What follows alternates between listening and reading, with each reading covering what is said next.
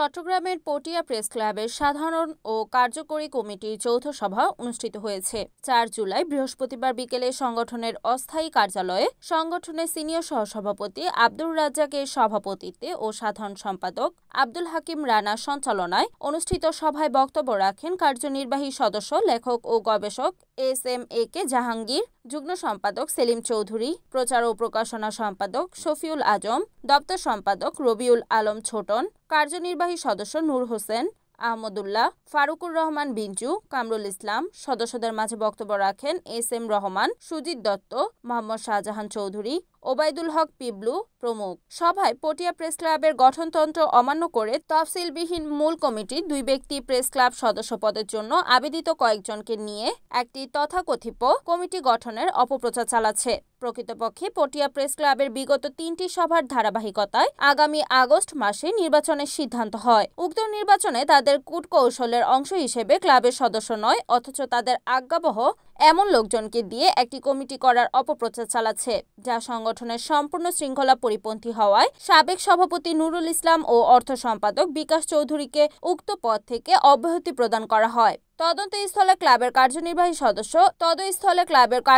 সদস্য এস.এম.এ.কে জাহাঙ্গীরকে ভারপ্রাপ্ত সভাপতি হিসেবে সর্বসম্মতিক্রমে দায়িত্ব প্রদান করা হয়। এছাড়াও সভায় বহিরাগত লোকজন নিয়ে উপরোক্ত 2 জন কর্তৃক কম্পিউটার রুমে তালা লাগিয়ে দখলবাজি করার পায়তারার বিরুদ্ধে নিন্দা জানানো হয়। এতে সাংবাদিকরা পেশাগত দায়িত্ব পালনে হুমকির সম্মুখীন হয়েছে। কিছু নতুন সদস্য যারা সদস্য হওয়ার জন্য পটিয়া প্রেস ক্লাবের সদস্য হওয়ার জন্য আবেদন করে এসছে এবং তারা সদস্যপদ লাভের জন্য অপেক্ষমান রয়েছে, এই ধরনের কিছু সদস্যকে নিয়ে হঠাৎ করে তারা একটা কমিটি বানিয়ে কেন তিনি মূলধারা থেকে সরে দাঁড়ালেন সেটা আমার বোধগম্য নয়। এটা এই অবস্থায় আজকের যে কার্যকরী পরিষদ এবং সাধারণ সভার মাধ্যমে আজকে সবার সম্মতিক্রমে আমাকে ওই জায়গায় ভারপ্রাপ্ত সভাপতির দায়িত্ব নেওয়ার জন্য সবার সম্মতিক্রমে আমাকে সেই দায়িত্ব নিতে হচ্ছে। সভাপতি, তৎকালীন সভাপতি যিনি আছেন জনাব নুরুল ইসলাম সাহেব, ওনার সভাপতিত্বে মিটিং গুলো হয়েছে। এইগুলোর দ্বারা ধারাবাহিকতায় উনি একটা আমাদেরকে টাইম গাইডলাইন দিয়েছেন যে আগামী আগস্ট মাসে নির্বাচন হবে। এখন আগস্ট মাস আসার আগে উনি গেছে চিকিৎসা করার জন্য ইন্ডিয়া থেকে এসে উনি যাওয়ার সময় ছুটি নিয়েছেন 3 মাসের। 3 মাসের ছুটি নেওয়ার পরে উনি ক্লাবকে এখনো কোনো চিঠি দিয়ে জানান নাই যে আমি এসেছি, আমি কার্যক্রম শুরু করতেছি।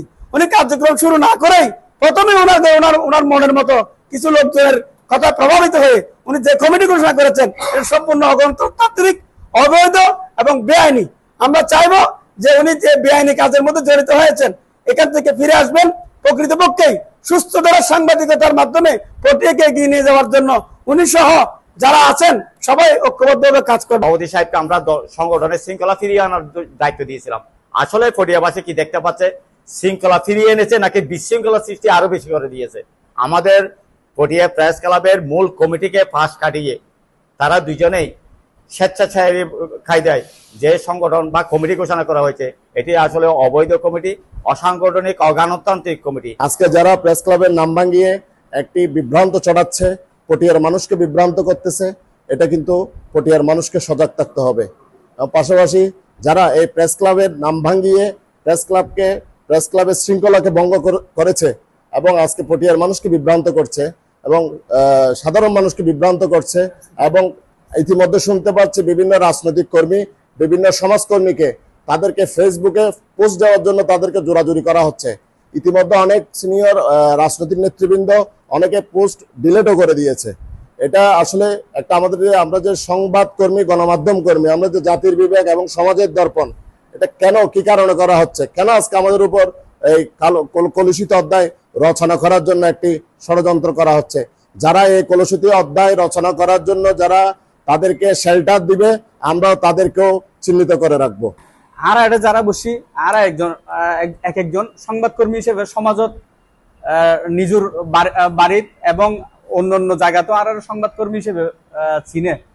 আর যারা সংবাদকর্মীর নাম ধারণ করি প্রেস ক্লাবের মধ্যে বিশৃঙ্খলা সৃষ্টি করে মানুষের হাতে আর একবার সম্মানজনক পেশারে বুলন্ডিত করে, ইতারার সঠিক শাস্তি এবং বিচার দাবি করি।